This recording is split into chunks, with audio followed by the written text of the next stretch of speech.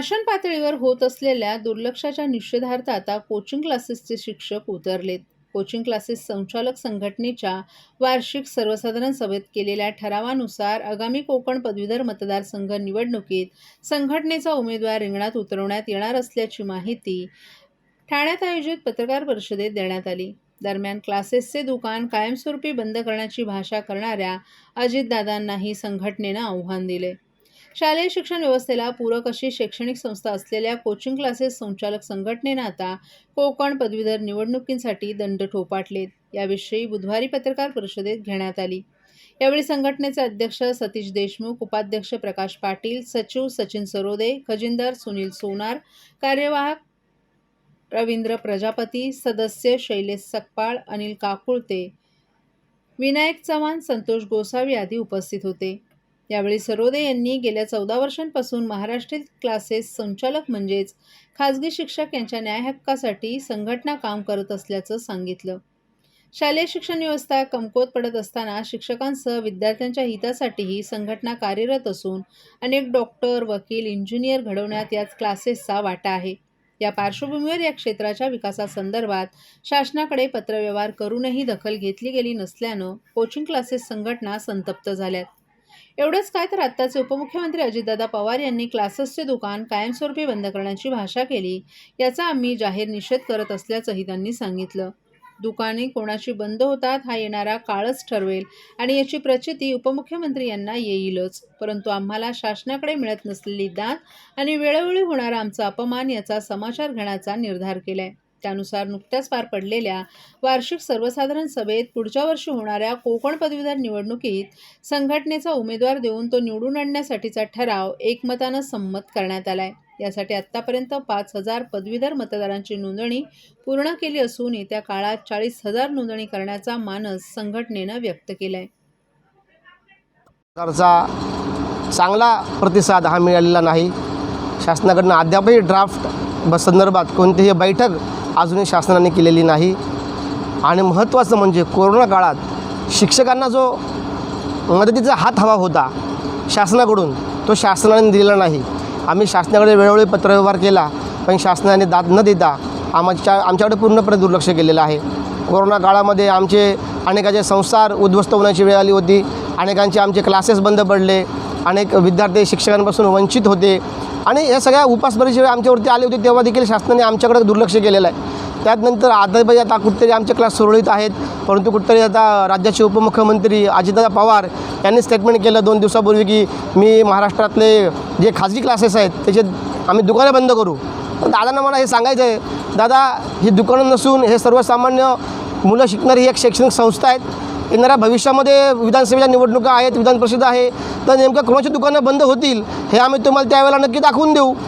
आणि उरला प्रश्न मतदारांचा, बघा आम्ही सगळा शिक्षक वर्ग आहोत. आमच्याकडे लाखोच्या घरामध्ये विद्यार्थी आमच्याकडे शिकून पुढे गेलेले आहेत. आम्ही त्यांच्या संपर्कामध्ये आहोत. आज आमची 5,000ची नोंदणी झालेली आहे. आमच्या संघटनेचे अध्यक्ष स्वतः कोकणामधले आहेत. त्यांनी कोकणचा दौराच्या अगोदर केलेला आहे आणि त्यांच्याच मार्गदर्शनाखाली आम्ही भविष्यामध्ये देखील कोकण दौरा चालू करून कोकणामध्ये आम्ही जाणार आहोत. कोकणामध्ये आम्ही घेऊ, एक प्रेस कॉन्फरन्स घेऊ आणि आम्ही मला असं वाटतं 40 ते 45,000 या घरामध्ये आम्ही आमचा मतदानाचा आकडा आम्ही घेऊ आणि मोठ्या संख्येने आम्ही निवडून येऊ. हे पूर्णतः 100% विश्वास मला आमच्यावरती आहे, आमच्या संघटनेवरती आहे.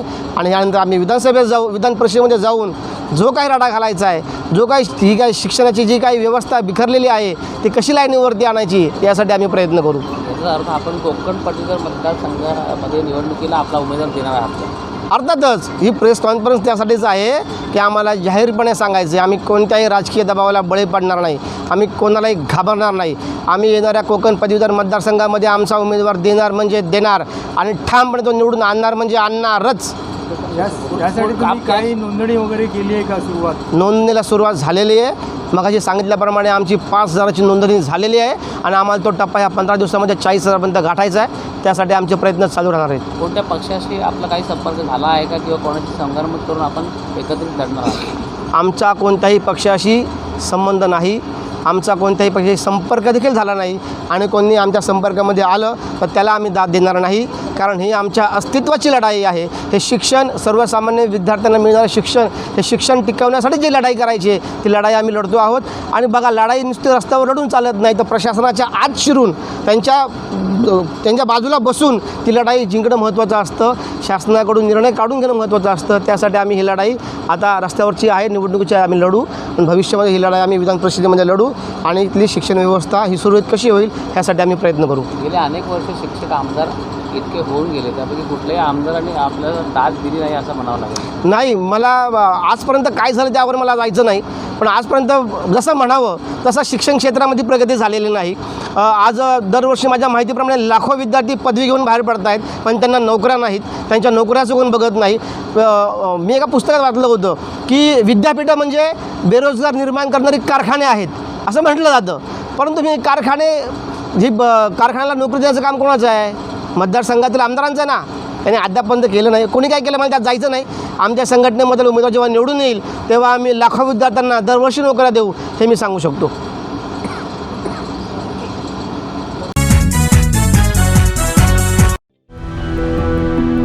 मैं घर घर जाके काम करती हूँ और मेरे हस्बैंड ऐसी बेलदारी मजदूरी करते हैं.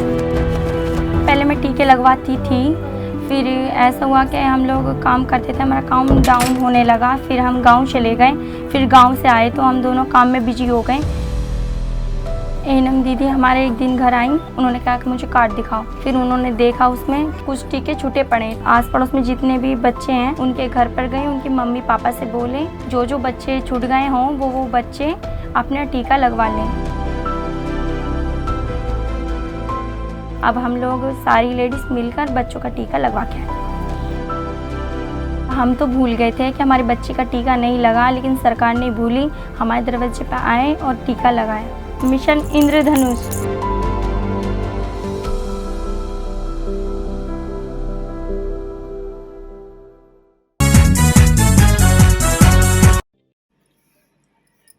सोसायट्यांसंबंधी तक्रार करण्यासाठी महाराष्ट्र गृहनिर्माण महासंघाचा पुढाकार. गृहनिर्माण सोसायट्यांसाठी सहकार संवाद तक्रार निवारण पोर्टल सुरू. सहकारी गृहनिर्माण संस्थांचे पदाधिकारी आणि सभासद यांच्या विविध तक्रारींचं निवारण करण्यासाठी आता धावाधाव करण्याची गरज नाही. महाराष्ट्र राज्य गृहनिर्माण महासंघानं गृहनिर्माण सोसायट्यांसाठी सहकार संवाद तक्रार निवारण ऑनलाईन पोर्टल सुरू केले. या तक्रार निवारण पोर्टलचं लोकार्पण नुकताच राज्याचे सहकार मंत्री दिलीप वळसे पाटील यांनी केलं. या पोर्टलवर तक्रार केल्यानंतर त्याचं तात्काळ निवारण होणार असल्यामुळे सोसायट्यांनी सहकार संवाद या पोर्टलवर तक्रार करण्याचं आवाहन महाराष्ट्र राज्य सहकारी गृहनिर्माण महासंघाचे अध्यक्ष सीताराम राणे यांनी एका पत्रकार परिषदेत केले. यावेळी नवी मुंबई फेडरेशनचे सरचिटणीस भास्कर म्हात्रे आणि अन्य पदाधिकारीही उपस्थित होते. सहकारी गृहनिर्माण सोसायट्या म्हटल्या की कार्यकारी समिती आणि सदस्यांमध्ये वादविवाद हे आलेच. हे वाद सोडवण्यासाठी निबंधक कार्यालय अथवा सरकारी यंत्रणांकडे धावाधाव करावी लागते. आजकालच्या धकाधकीच्या जीवनात वेळेचं गणित जुळत नसल्यानं अनेकजण तक्रारी करण्यास टाळाटाळ करतात. त्यामुळे दिरंगाईमुळे वाद चिघळून न्याय मिळण्यास विलंब होतो. ही बाब लक्षात घेऊन गृहनिर्माण महासंघानं पुढाकार घेऊन गृहनिर्माण सोसायट्यांसाठी सहकार संवाद तक्रार निवारण पोर्टल सुरू केले.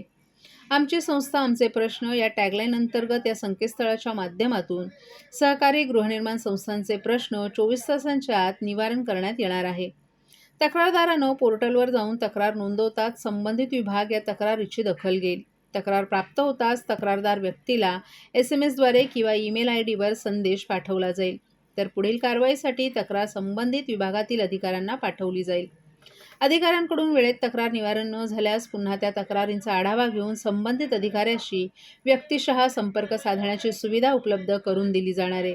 तरीही तक्रारीचं समाधान न झाल्यास संबंधित विभागाकडे अपील करता येईल असंही सीताराम राणे यांनी सांगितलं.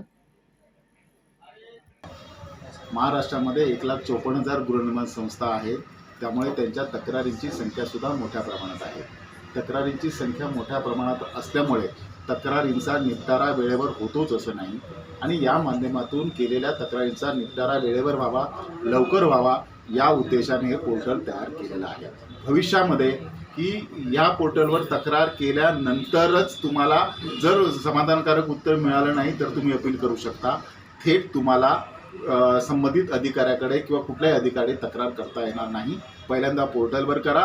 पोर्टलवर तुम्हाला जर न्याय मिळाला नाही तर तुम्ही फिजिकली तक्रार करू शकता. हे पोर्टल महाराष्ट्र राज्यासाठी पूर्ण आहे. ज्या ज्या विभागाची तक्रार असेल त्या त्या विभागातल्या अधिकाऱ्याकडे तक्रार जाणार आहे आणि पोर्टलवर तक्रार अधिकाऱ्याला मिळाल्यापासून 24 तासात त्याने संबंधित व्यक्तीला किंवा तक्रारदाराला व्हॉट्सअप असेल, SMS असतील किंवा त्याचं ईमेल ID असेल, यावर मेसेजद्वारे त्याला त्याच्या तक्रारीची दखल घेऊन त्याचं उत्तर दिलं जाईल.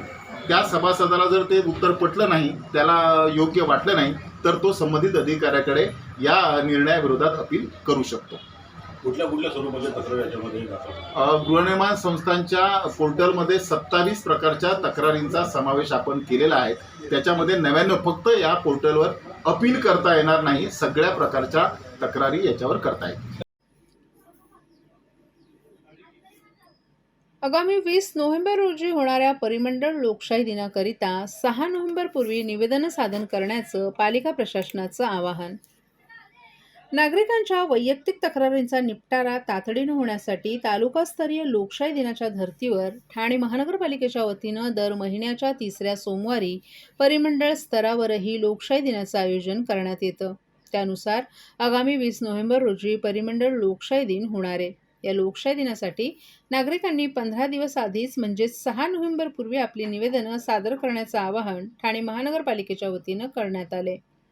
नागरिकांनी आपले निवेदनं परिमंडळ 1 अंतर्गत कळवा मुंब्रा दिवा प्रभाग समिती अंतर्गत उपायुक्त कार्यालय कळवा प्रभाग समिती, परिमंडळ 2 नौपाडा वागळे प्रभाग समिती अंतर्गत उपायुक्त कार्यालय नौपाडा प्रभाग समिती कार्यालय, परिमंडळ 3 उथळसर वर्तकनगर लोकमान्य सावरकर नगर माजिवडा मानपाडा प्रभाग समिती अंतर्गत उपायुक्त कार्यालय माजिवडा मानपाडा प्रभाग समिती कार्यालय येथे सादर करावीत.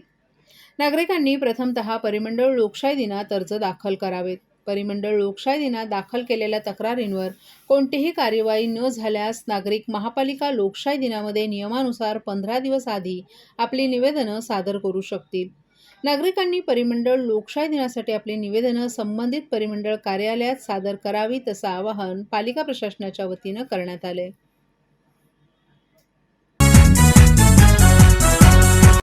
गुरुवर्य धर्मवीर आनंद दिघे साहेबांनी ठाण्यातील टेंभी नाका येथे भक्तीचा जागर भरवला आणि नामदार मुख्यमंत्री एकनाथजी शिंदे साहेबांनी तो जागवला. अशी नवसाला पावणारी टेंभी नाक्याची आई दुर्गेश्वरी वेळ आली आहे तिच्या समोर नतमस्तक होण्याची. घाट घालू किती वाट पाहू किती लाट मायेची होऊ नये. कणा कणात तू मना मनात तू जीवाशी वात तू अंबे. हवा ऐकून भक्ताचा आई हाकेला धावून ये.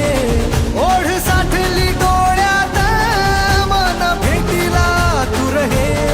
तुला पाहू किती गुण गाऊ किती. तुला पाहू किती गुण गाऊ किती. तुझ्या पायाशी आम्हा राहू दे आई जगदंबे. आई जगदंबे आई जगदंबे आई जगदंबे.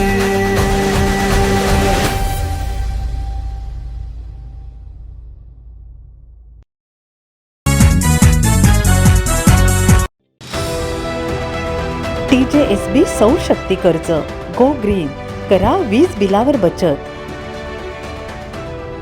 आकर्षक व्याजदर, 84 महिने परतफेड कालावधी, 80% लोन, व्यावसायिक आणि उद्योजकांकरता सुद्धा.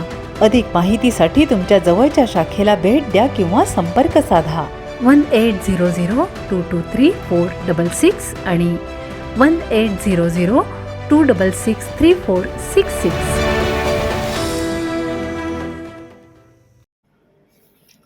जितेंद्र आव्हाड म्हणजे आपल्या सोयीचा इतिहास आणि सोयीचं धर्माचं विश्लेषण असं समीकरण असल्याची टीका राष्ट्रवादी अजित पवार गटाचे नेते आनंद परांजपे यांनी केली आहे. जितेंद्र आव्हाड हे महाराष्ट्राला कायमच चुकीचा इतिहास, अर्धवट इतिहास, सोयीचा इतिहास आणि खोटा इतिहास सांगत राहत असल्याचंही परांजपे यांनी सांगितलं. एखाद्या धर्माबद्दल चुकीचं बोलायचं, जातीबद्दल चुकीचं बोलायचं, धार्मिक आणि जातीय भावना भडकल्या जातील असं वक्तव्य करायचं हे जितेंद्र आव्हाड यांचं काम असल्याचंही आनंद परांजपे यांनी सांगितलं. लिंगायत समाजाविरोधी वक्तव्य करायचं, सनातन धर्माविरोधी वक्तव्य करायचं, धनगर समाजाबद्दल बोलायचं, सनातन हिंदू धर्माविरोधात सतत बोलणं, खोटा इतिहास सतत सांगणं हा जितेंद्र आव्हाड यांचा स्थायी भाव आहे. ते स्वतः मात्र पितृपक्षात शनी शिंगणापूरला जाऊन कर्मकांड करतात आणि हिंदू धर्मावर टीका करतात. हे इंटरप्रिटेशन म्हणजे आमदार जितेंद्र आव्हाड असल्याचं आनंद परांजपे यांनी म्हटलं आहे.